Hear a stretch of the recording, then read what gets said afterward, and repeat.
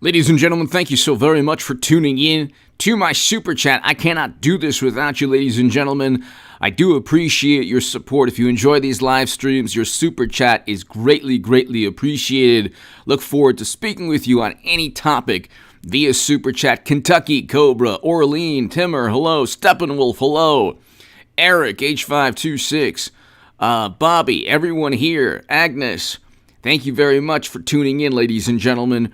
There is a live press conference that Merrick Garland and the Honorable Director Wray is holding, and this press conference is to inform America of pressing national security issues.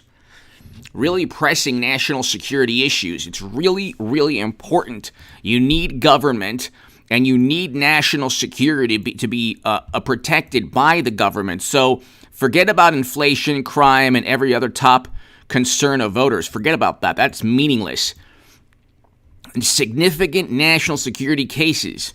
Why do you think 2 weeks before midterms? You're going to see. I forgot something. Hold on one second. Why do you think 2 weeks before midterms? Hold on one second.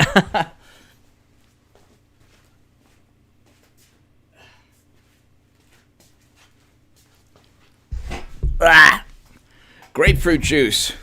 I forgot my grapefruit juice. Oh my goodness. That's a significant national security concern, grapefruit juice. But, so watch DOJ, watch live. DOJ official discuss significant national security cases. Oh my God.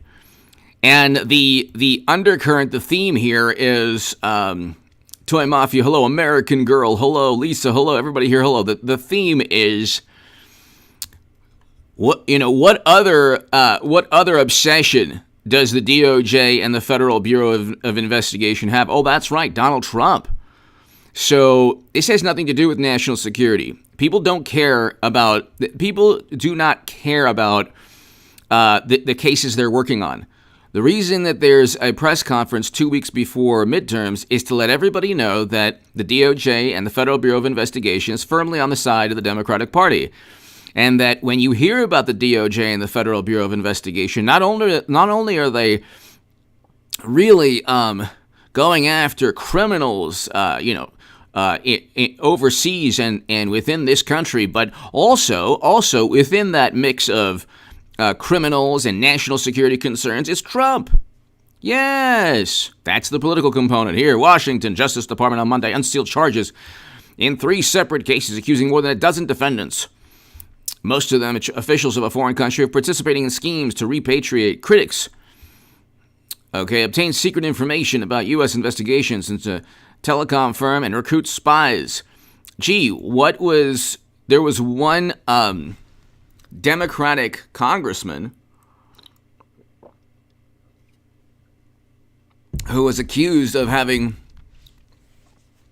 a romantic relationship with a foreign operative of that country. Gee, isn't that interesting? That's really interesting. Debbie Junker, thank you, Debbie. And so, Law 2258, hello. Everybody here, hello. Eric, hello. So, and these cases demonstrate the government of China sought to interfere with the rights and freedoms of individuals in the United States and to undermine our judicial process that protect those rights. They did not succeed, Garland said. And so it's really not about these cases. Most Americans don't care or don't know. They're interesting, and that's actually a good thing that the Justice Department and the Federal Bureau of Investigation are doing. It's actually a good thing, but it really doesn't have any bearing on what the average American cares about. The average American also cares about more than just, we have a crisis of illegal substances, and I'm not going to name which one, but we all know which one, ending the lives of tens of thousands of Americans, okay? And, when it came to, 2 years ago, Democrats were all too eager and passionate about, shutting down the economy and doing whatever it takes, the most draconian measures. And now, like this live press conference today, most people aren't really that interested in participating in schemes to repatriate critics of another government. They don't really care. The reason they're doing this also is because Blake Masters, for example, is back up. So Blake Masters leaps back into contention in the Arizona Senate race. Okay, so you have Blake Masters, you have the congressional ballot from Real Clear Politics, it shows 3 points, but Rasmussen says 4 points. Republicans are up nonetheless, okay? They're up nonetheless. And so hundreds of thousands, I know. And it's like why does Merrick Garland have this press conference today with the Federal Bureau of Investigation? If you look, ladies and gentlemen, it's always about Trump and something to do with Trump being a criminal, even though he is not going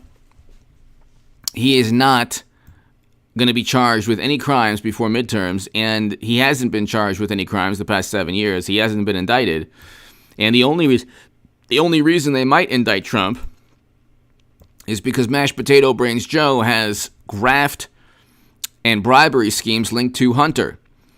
According to the New York Post and CBS News, there's 150 suspicious financial transactions and emails that are incriminating, that show clear violations of the law. You'd have to read those emails. He's getting money. He did not have $15 million before he became vice president. Then he got $15 million.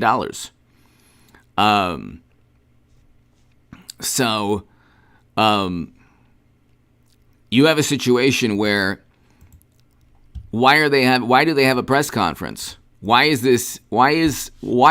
are they focusing on cases that they're prosecuting or criminals that they're going after that have really nothing to do with what most voters care about? Most voters care about right here: inflation, crime, still top concern for voters, the illegal substance that's ending the lives of hundreds of thousands of Americans. But they're not talking about that. They're not talking about that. They're not talking about that because those things favor Republicans. So Republicans hold the advantage on issues most important, as the Washington Post 7 days ago. Republicans hold the advantage on the issues most important to voters. Okay? The issues most important to voters, Republicans hold the advantage on. Okay, so you have to ask yourself, what is the political, what's the real reason that there's a press conference today? Okay, 2 weeks before midterms, they're flexing their muscles and they're saying, oh, look, we're the DOJ and FBI, and we're also, by the way, subliminally going after Trump as well. Isn't that interesting? This is just a coincidence that they have a serious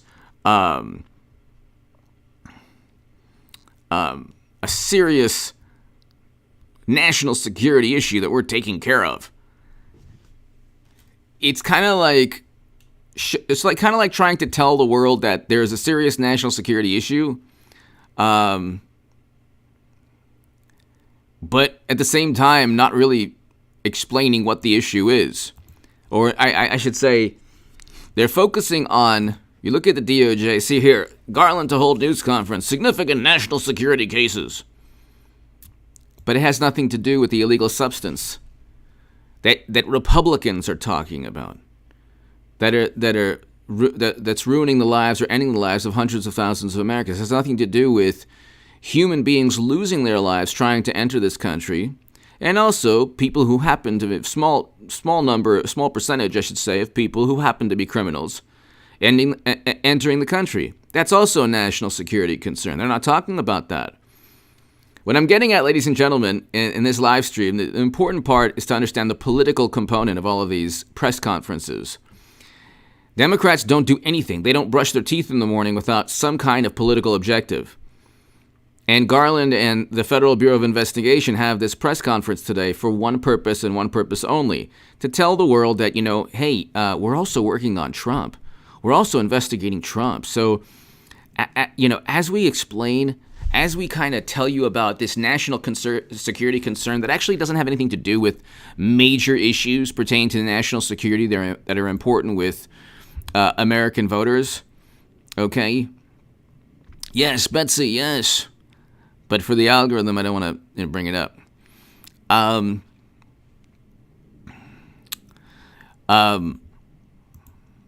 What they're talking about now is what they're doing is they are hinting at a Trump indictment sometime in the future. That's the underlying theme here. It's not about national security. It's about, hey, look at us. We're going after these bad guys. And oh, by the way, the next time you hear that we're going to go after Trump, we've also gone after these bad guys. And then Trump, well, that means Trump is a bad guy also.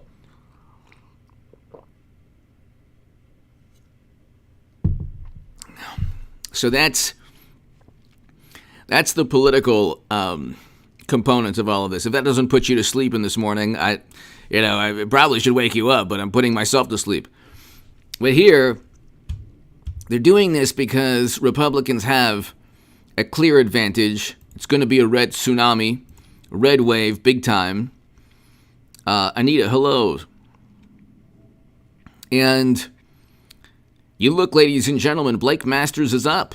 If you're in Arizona, let me know in the chat. How many people in Arizona here? Let me know. If you're in Arizona, you have to vote for Blake. I know you will, but Democrats mock Republicans as unelectable. Who's laughing now? And so, opinion, Democrats loved calling Kari Lake and Blake Masters unelectable, but they never addressed key issues for voters to their detriment. I told, this is a great article. I told people this. I said, every Trump Republican they say is too extreme is going to do very, very well and will almost certainly defeat the never Trump Democrat or Republican. So Trump is like 90+% in the primaries. Okay? Wakey. Sorry about that, ladies and gentlemen. Can you hear me now?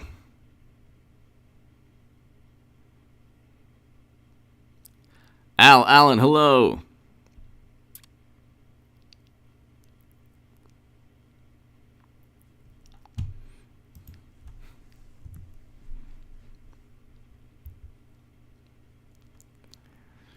So, sorry about that. M. Ban, hello. So, Blake Masters is doing very well. Let's read this. This is a huge, because you know what? With Blake Masters, if Blake Masters wins, it won't be down to Georgia. Okay? If you have Oz and Blake Masters win, if Laxalt will win. But if you have Laxalt and Blake Masters,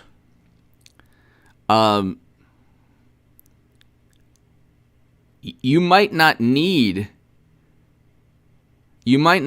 both Georgia and Pennsylvania, because Blake Masters and Laxalt would remove the Democrat. So I'm not 100% sure, but Blake Masters is the huge wild card here. He was not supposed to win. Okay, that's when Democrats were like had the polls like coming back.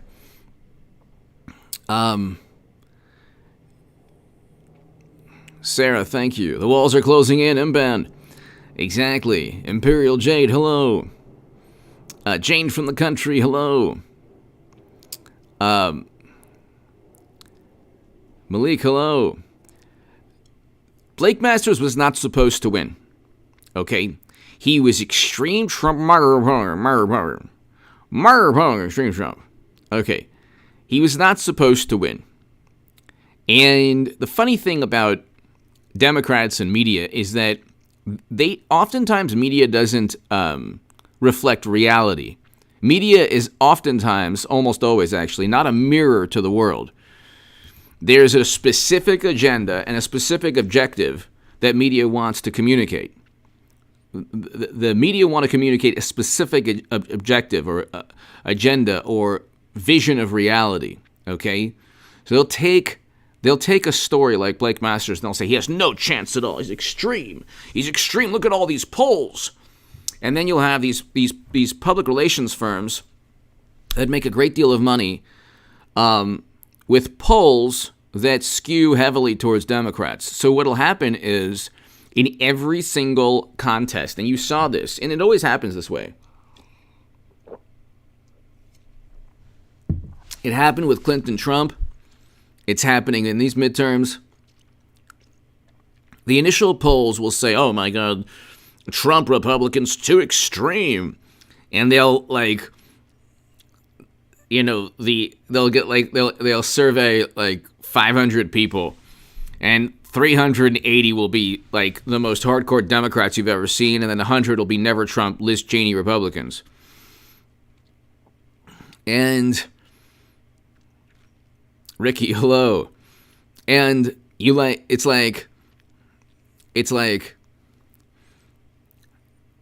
then you have the entire country dealing with inflation and crime and homelessness and a terrible foreign policy, and then the polls will start shifting towards the Republican, the Trump Republican.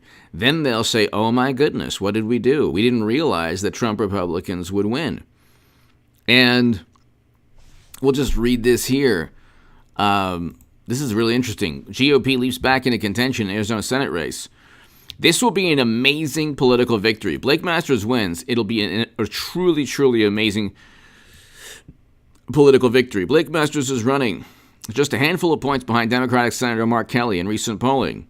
Just a month after national Republicans appeared to give up on Arizona's Republican Blake Masters, the Trump-backed Senate candidate has staged a comeback, and Arizona is in play. The problem was it was never not in play. Okay? The issue with the polling industry is that they're going to gravitate towards the political side that gives them money. These polling firms make a great deal of money. If you have a Democrat up 7 in Arizona, Kelly up 7 or 12 in Arizona in June, that poll is going to be publicized in every publication. Okay, that's going to be very important for Democrats. Okay, so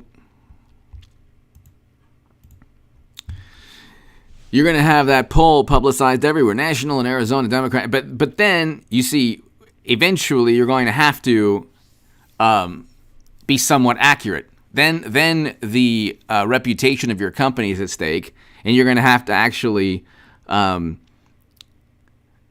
release a poll that makes sense or that reflects the reality on the ground. So you can't just say, Democrat up 7. And you still see that. You'll get that occasional poll even now. Fetterman up 7 or 6. Like, what? Really? How? Because he speaks in the same manner as Mashed Potato Brains Joe? How? What? I mean, things are getting worse financially. The market continues to go up, but it's going to come crashing down in the next 2 weeks. I mean, they say the Democrats peaked too early. My God, did they peak too early?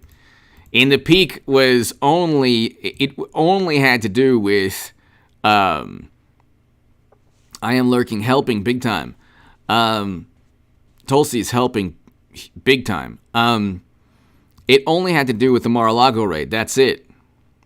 Because the Mar-a-Lago raid was the only thing Democrats had. I mean, if you look at the economy, you look at foreign policy, they're tanking on every concern of voters. Crime.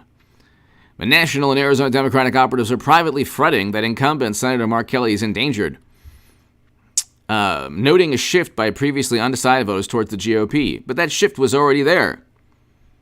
You think that shift wasn't there? You think that suddenly the polling industry found out? There's a great book.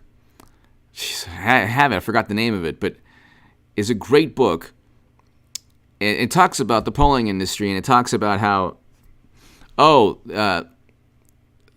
public opinion, the opinion influencers, I think that's what it's called. And it was written about a decade ago, a little over a decade ago, by a very renowned pollster. And he talked about how most of this is public relations. The polls try to influence public opinion. They don't just reflect public opinion. They try to influence public opinion. Okay? And so, Tipsy, hello.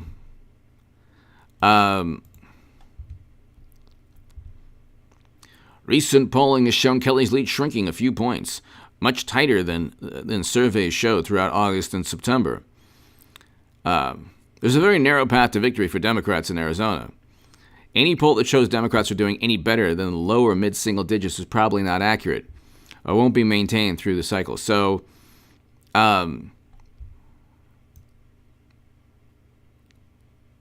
we believe the contest is a point in either direction. There's still a good chance that we lose, the person said. And it's important people understand that.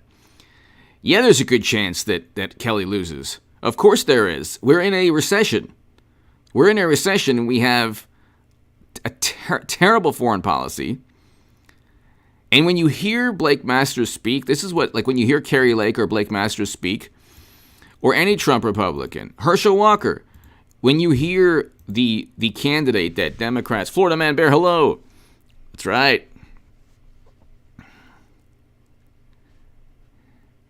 Allen, thank you. Greatly appreciated, Al. Thank you. I appreciate that. Thank you. The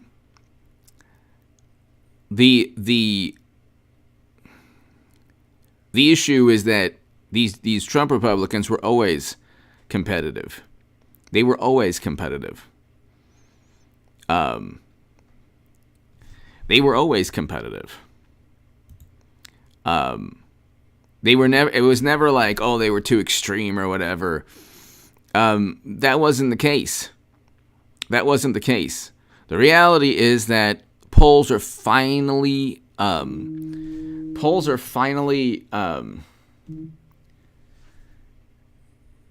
They're finally moving towards, where voters have always been. Big Dog, hello. Rebecca, hello. They've always tried initially to publicize how great Democrats are, and then finally they realize, well, you know what? The charade is up. There's only 25 days of diesel. I don't understand how, because there's 25 days of diesel. According to Bloomberg, there are two gigantic ships, or only two ships with diesel. It's so bizarre. If you look at the Bloomberg article, where's that Bloomberg article? Okay, so.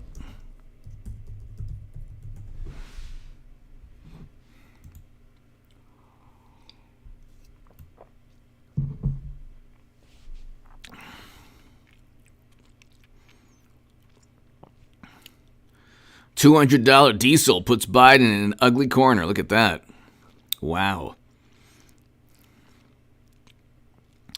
$200 diesel. Unbelievable. Per barrel. America's diesel shortage will exact a heavy toll. The timing couldn't be worse. Timing couldn't be worse for Joe Biden, as winter and a recession appear inevitable. But we're already in a recession. They should be. The DOJ and the Federal Bureau of Investigation should be talking about this. Oh, that's right. Love trucks. What does that even mean? What does that even mean? And this is the person they'd rather have over Trump. This is the person whose personality they think is like a really good personality. But you have this America's diesel shortage. The time couldn't be worse. Let's just read this really quickly. Epic Times. Lord.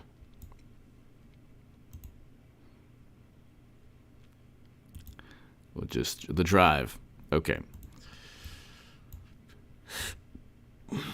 To my super chat, thank you, ladies and gentlemen. Diesel shortage leaves U.S. with just 25 days supply as demand surges. With demand for diesel fuel at its highest point in over a decade, the Biden administration said nationwide supply is unacceptably low. Well, then you've done an unacceptable job in terms of the presidency. I love that. They're like, this is unacceptable. But you're president, so it's like, does that mean that your job performance is unacceptable?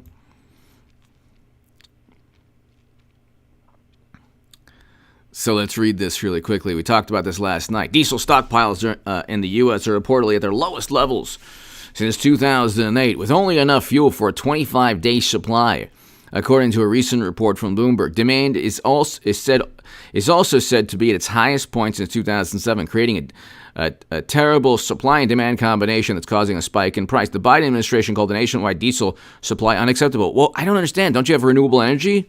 I thought you wanted net zero emissions in 10 years or so.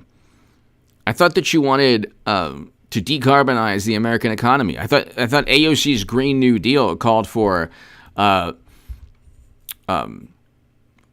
renewables. So what's the problem? Exactly, American girl. Exactly. What's the problem? Oh, that's right. Everything they talk about in terms of climate change and protecting the planet from, protecting the planet, it's the opposite. They don't really care. They're just saying things. They know that their policies are terrible. And they want more fossil fuels, not less. They're begging OPEC for more. They released 200 million barrels of strategic petroleum reserves. And I've been talking about diesel on this channel, ladies and gentlemen. You can go to the stock market crash playlist. The diesel shortage, if we don't replenish our reserves within soon, 25 days, the entire economy will stop working. And that's not hyperbole either. Shipping, trucks, trains all run on diesel fuel. Cargo ships run on diesel fuel. Machinery for farms run on diesel fuel. So it's like electricity is created with the help of diesel fuel. So let's look here.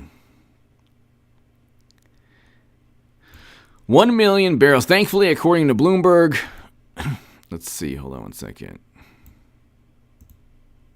Thankfully, according to Bloomberg, there may be some good news on the horizon. 1 million barrels of diesel fuel is set to be headed to New York after 2 shipping vessels were diverted from their original European destinations. And what if they weren't diverted? What if we didn't take that diesel fuel from Europe? What would have happened? What would have happened? Isn't it? What would have happened, ladies and gentlemen, had we not been able to, maybe outbid the Europeans?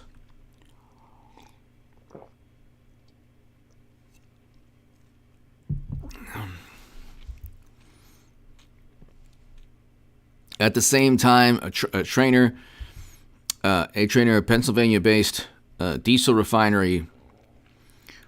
A trainer Pennsylvania-based diesel refinery is coming back online after its seasonal maintenance, which will help increase diesel production in the U.S. Hopefully, those two things can return the diesel stockpile to normalish levels, at least temporarily. How is this even possible? How on earth is it even possible? It makes no sense. And then, Oz and Fetterman, if you're in Pennsylvania and fossil fuels are a pretty big part of the economy, why on earth would you vote Democrat? I don't understand why anyone would vote Democrat. I don't get it. You must be wealthy to be able to justify, because, there's this, immoral, it's immoral to vote for Trump. It's like, well, we had a great economy with Trump. Old Town, hello. We had a great foreign policy.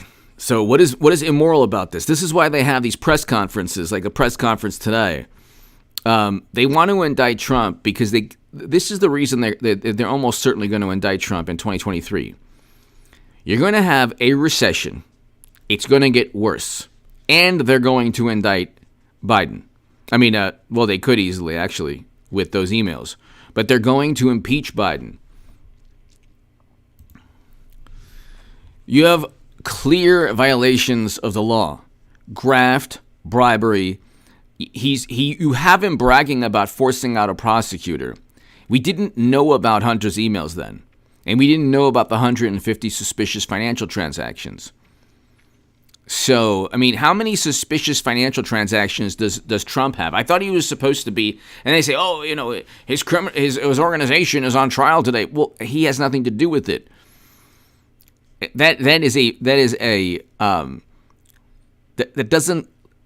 He has no personal exposure to any of that.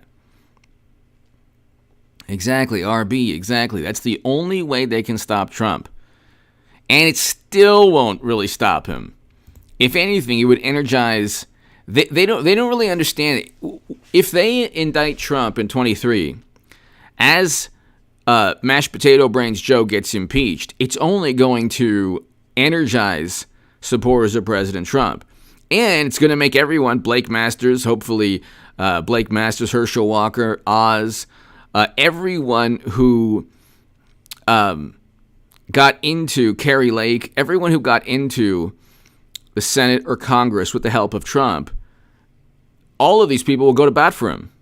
So he single-handedly, really amazing, like, you look, ladies and gentlemen, he single-handedly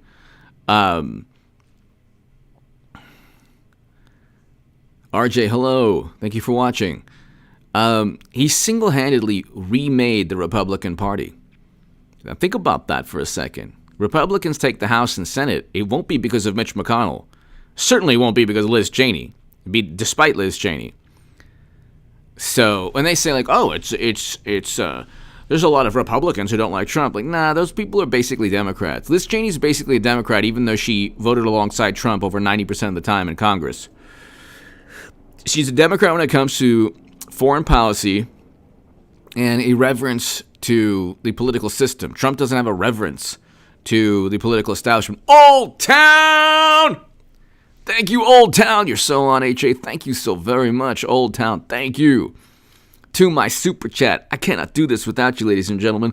Old Town, everybody here. I'm going to try to do a live stream every day at 11. And then another live stream, hopefully like around 7 p.m. And then a couple uploads. So, I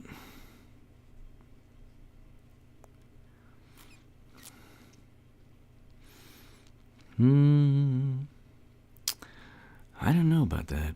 I'm going to try to do Old Town. I'm going to try to do a live stream at 11 a.m. and a live stream at around 7 p.m. every single day going into midterms. So, Old Town, thank you. To my super chat, I cannot do this without you, ladies and gentlemen. Thank you so very, very much. Old Town, thanks so much. So we have a diesel shortage. We have a 25-day supply of diesel in the world's number one economy. If you had a trucking company with access to only 25 days of diesel somehow, they couldn't get to, a gas station. That would be like, oh my God, like what kind of trucking company is this? This is a country. This is the number one economy in the world under Biden. This is why I say they don't mean what they just want to preach and pontificate about climate. They don't really mean what they say because none of their policies, their energy policies are atrocious. They pushed to shut down the U.S. economy. Then they went to the battle with oil and gas industry. Then they released 200 million barrels of strategic petroleum reserves, then begged OPEC for oil. And then OPEC decreased production by 2 million barrels. And now We have a 25-day supply of diesel. Old Town, thank you again. Greatly appreciated. We have a 25-day supply of diesel. It seems that way. And their reaction is, oh, well, you know what? You can transform the economy faster if the economy completely tanks into renewables. And see, again, you don't hear, where's AOC talking about a Green New Deal? Where's Bernie talking about banning fracking with gas prices through the roof? Natural gas through the roof. That's why you have Republicans up 6. Here's the issue. You have Democrats up 1 in one poll. It's complete nonsense. It's not just an outlier. It's like a public relations stunt by the polling company. There's no way that Democrats would be favored in this economic environment. There's no way. We had a great economy in 2018. The reason that they won the House was because of the Mueller probe. It's the only reason they won the House.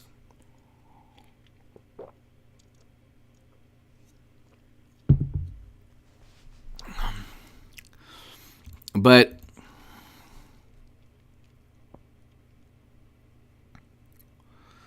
it's like Republicans are going to do very, very well. That's why they have this press conference today. So, nobody cares about this, by the way. That's why you know it's like completely political in nature. They're not talking about national security concerns that actually most voters care about, okay? They're not talking about national security concerns that like people really care about. Illegal substances flowing into the country. That's national security also. That directly impacts the lives of Americans. This actually, I mean, it's important national security a concern, but it doesn't impact the lives of the average American. Then you just type in Trump, and it's the typical. And then here's the best part. If Trump is the nominee, the party is over. This is so funny. It's kind of hilarious. Prediction, doomsday prediction. Oh no. And they use the word denier because it relates to denying a historical fact. Everything they do. Exactly. Skullcram, exactly. Everything they do, all their little buzzwords and their like euphemisms, they try to like find some historical event or like, atrocity, like the greatest atrocities known to mankind, and they use it for their political advantage. Oh, he's a denier. Well, did you deny Trump's defeat of Clinton? Of course they did, every single day. They never called Trump legitimate. They called him illegitimate all the time. I mean, you're talking about the biggest hypocrites of all time. These people are like, you could only actually accept the Democratic Party narrative on things if you actually had no knowledge of the Trump Republican viewpoint. If you had no knowledge at all, then you just accept the Democratic Party viewpoint at face value. But that's the problem. You have people who like don't even have friends. They won't even sit down and have like lunch or dinner with friends who are Trump Republicans. They can't. It's like a visceral reaction. They can't stand the thought of anyone voting for Trump, even though like 70 plus million people did. So the party will shatter. Good. That's this is hilarious. What Liz Cheney doesn't understand is that every Trump supporter or every Trump voter wants the Republican Party to be completely remade. The never Trump Republican Party, the Bush, Cheney, and Rumsfeld Republicans, are not the type of people that I would vote for. Ever. The Lincoln Project people, the neoconservatives, I would never vote for any person that wants a never-ending counterinsurgency conflicts. By the way, these people should have already been canceled by the left, by their own standards. Within the framework and like the rubric of mania and hysteria that left has created, Lincoln Project people should have already been canceled. They opposed marriage equality.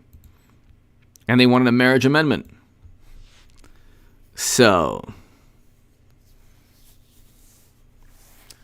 ZPW49, thank you.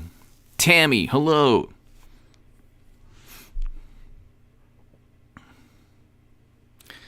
Liz Cheney is always in the news because, and to my super chat, thank you, Old Town. Old Town, thank you. Liz Cheney is always in the news because it's very lucrative. Like when she lost by 40 points in Wyoming, when she lost by 40 points in Wyoming, that was actually, she's falling upwards in this political climate. Because she can then say, I'm the good Republican. And then Democrats can say, oh, even Republicans don't like Trump. But see, that's not the case. She's not really a Republican anymore. Just like Tulsi Gabbard's not a Democrat anymore. The day before Tulsi Gabbard left the Democratic Party, she wasn't really a Democrat. And that's a compliment to her. That's a compliment. You don't want to be a Democrat in this day and age.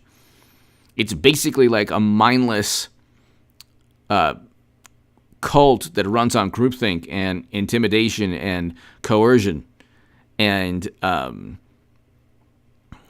fabricated consensus. They just say things just to say things. Oh, well, we have to protect the climate. And then why'd you release 200 million barrels of strategic petroleum reserves?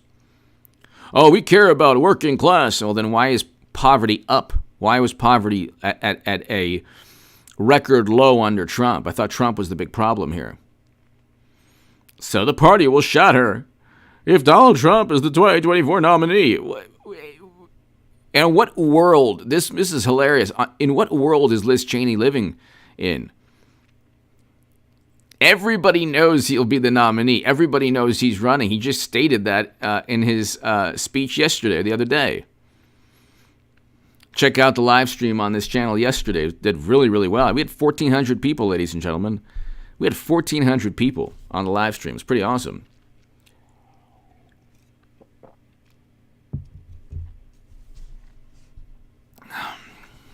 Let's read this. This is kind of hilarious. Why Vanity Fair is running our the dangers of another Trump presidency. Okay, so Liz Cheney doesn't want Trump to testify, which is really hilarious, because she knows that Trump would clown them and make them look even more stupid than they already look. So Representative Liz Cheney says she won't allow Trump to turn it into a circus. It's, as opposed to what it is now. This isn't going to be his first debate against Joe Biden, and the food fight that became the food fight. The reason the first debate was fine. Okay, it showed actually it was fine. There was no issue here. But you know what? If he committed crimes, it wouldn't even matter. That's why these people are like so full of it. If he committed crimes, don't you want to like pin him down in front of the entire planet? But of course, he didn't commit crimes. So we're going to proceed in the question and inform the president under oath. Yeah, well, he's not going to do it. He's required by law to come in. And it's like, well, yeah, so was Eric Holder, but he was held in contempt. Or sorry, Eric Holder was required by law to give documents, and he didn't. And he was the only first attorney general to be held in contempt of Congress. So that's what Democrats care. And that you had Clinton's IT executive who didn't show up. So the party will shatter. It's my party and I'll cry if I want to. The party will shatter. What will happen to the party? Well, you're going to get kicked out of the party. You're not invited, Liz. You're not invited, Lincoln Project, to the new party. So it's kind of hilarious, too, because, like, Democrats don't really care what happens to the Republican Party. It's only Trump Republicans who are happy about this. It's only Trump Republicans, like, it's so hilarious. This is so hilarious. Liz Cheney warns the GOP will splinter. Oh my goodness. It's already splintered, and the tiny little splinter that represents Cheney's faction is completely irrelevant. So the party will shatter. Oh no. You have to really, it's enjoyable to watch like Liz Cheney speak to Chuck Todd, who could care less about the Republican Party. It's like these people are like, I'm going to speak to CNN and basically the DNC about the future of the Republican Party. Democrats despise Trump because Trump defeated them in 2016. That's the real reason. It has nothing to do with his words or his policies. His words were less egregious, less offensive. Really, when you look at them in aggregate next to Biden's, they were less offensive. But exactly, POD, exactly, pod. It's just unbelievable.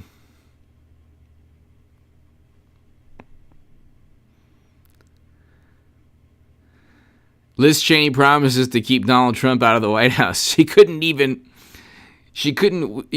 win her congressional seat in Wyoming. She lost by 40 points. So it's actually the best. Like Liz Cheney's probably the best person Trump could have to go after him, because Democrats don't really like her and Republicans can't stand her. So it's like, how does this hurt Trump? I don't get it.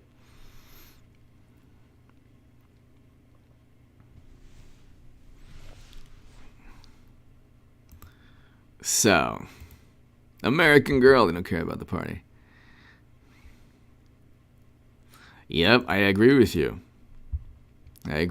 So, let's see. Inflation, crime, immigration, top voters' concerns ahead of midterm. Please tell me how. They say the Democrats are up in this state and this state. How on earth are they up if every concern is, this is how you know the polls are complete nonsense. Every single concern favors the Republican Party. Yet, miraculously, or coincidentally, or whatever, the polls show that the Republican is still behind. Because what? Because everybody from Jimmy Kimmel to Stephen Colbert to the Washington Post, the New York Times, maybe that's why. You have the entire... Politics has become pop culture, and pop culture is firmly against Trump. So... that might be a simplified way of looking at things, but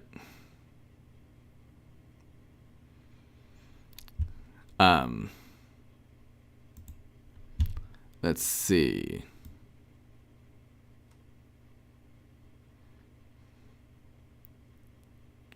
The big issues of everyday life are overpowering issues like choice and climate as we approach. Exactly, of course they are. Undeniably, this last inflation report hurt the administration. And so are the daily crime stories in big cities.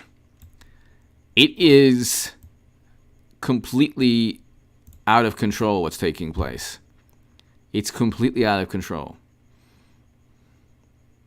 It really is completely out of control. Ha! Dieter Andrew, hello. Old Town, thank you. To my super chat, thank you. So let's look at the Hill. What are the big stories? DOJ charges 13 in case nobody cares. Now this was interesting. Justice Thomas agrees to halt Graham testimony. So Lindsey Graham won a huge victory, political victory.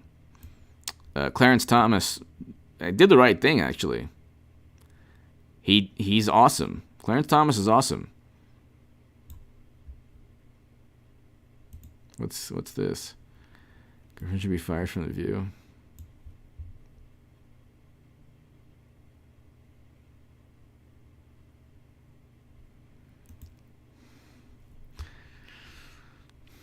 What people do a lot of times is they'll be friends with Trump, and then because it's politically or financially or legally expedient, they'll then turn on Trump.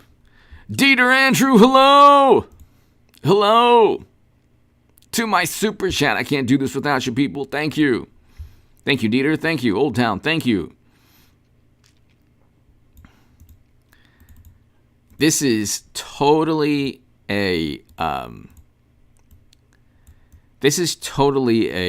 an attempt. Like, this is just an attempt to focus on, oh, look, the national security, the Department of Justice and the Federal Bureau of Investigation are really going after bad guys. So if you hear about us again in relation to Trump, just remember we're going after really bad people. That's what this is about. DOJ charges 13 in cases targeting spy and influence campaigns.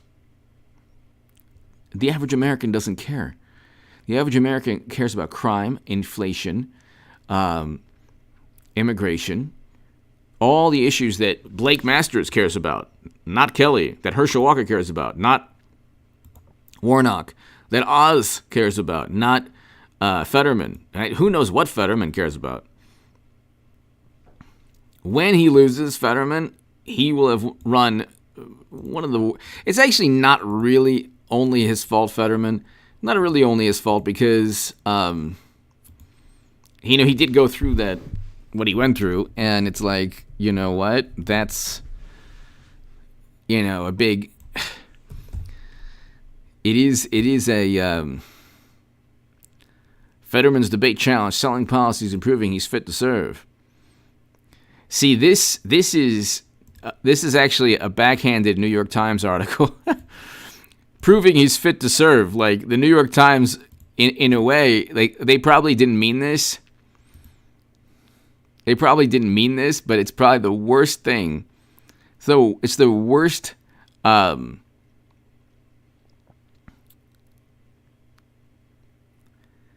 Exactly, Gabby, exactly.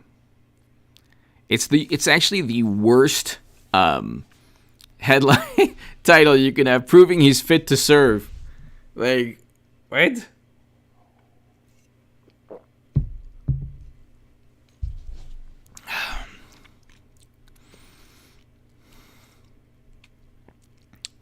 What voters can and can't learn from John Fetterman's... I mean, again, the New Yorker, like, why are you publicizing this? This is unbelievable. I think that what they're saying now is, oh, the cat's out of the bag, so let's just, let's deal with it head on. It's like, no, you probably shouldn't even talk about it. They're going to vote for people with serious, like, the average Democrat, if a person's one fry short of a Happy Meal, they're like, no problem. No problem. At least he's not Trump. If you put, like, I always say that, if you put, like, one of the Pirates of the Caribbean animatronic, like, 80s, like, animatronic, like, do, and a bottle of rum, and, like, you put those, like, old 80s animatronic wooden robots, they just, the arms just flailing around, they would vote for that inanimate object, or animated inanimate object, rather than Trump. They don't even need a human being. They just need, like, an artificial intelligence. Not even. They just need, like, an 80s robot.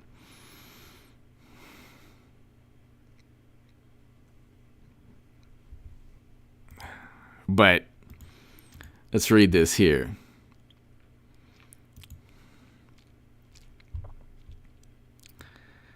Fetterman's debate policies.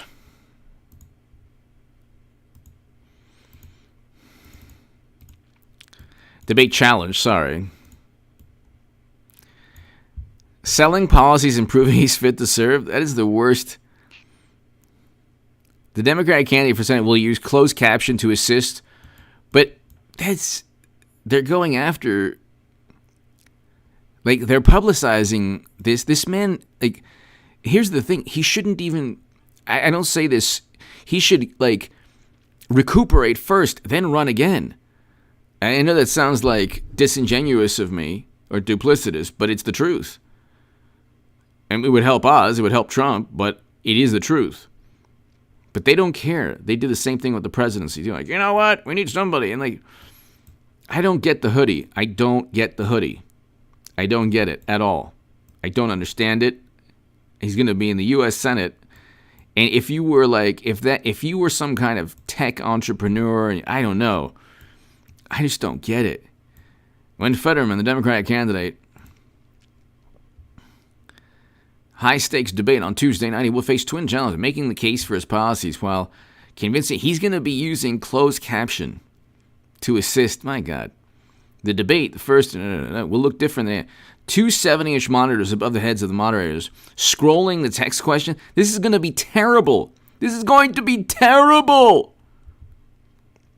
Max Headroom. Victor, hello. This is going to be terrible for Fetterman. I don't understand. I don't get it. I do not get it.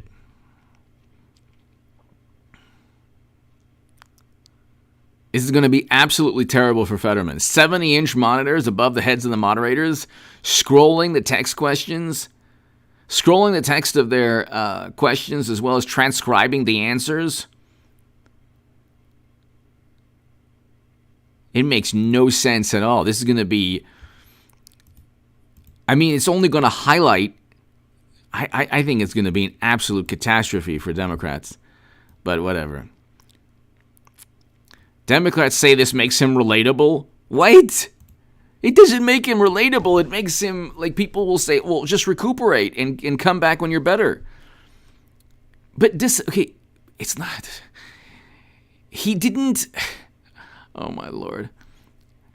Fetterman has not been a victim of prejudice. You have to perform. If you cannot perform, that doesn't mean you're a victim of prejudice. It just means get better and then try again. Not like,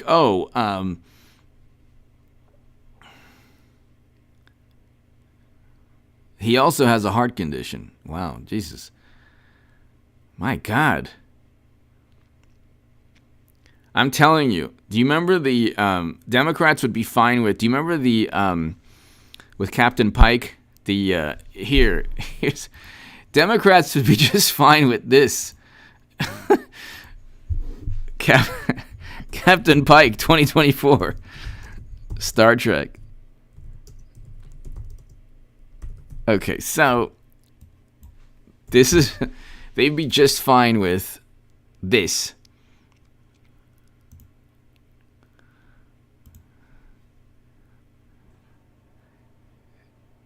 Here's the 2024 nominee.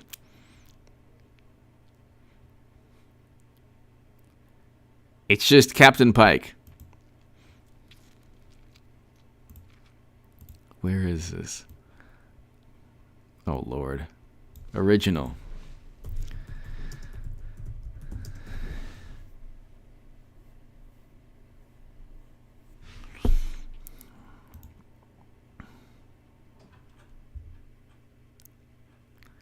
If this was the nominee, they would have no problem. Like, oh, at least he's not Trump.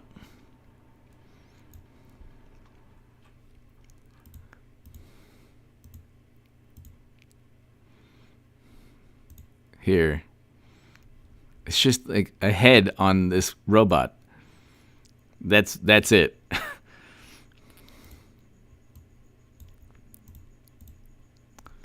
That's it.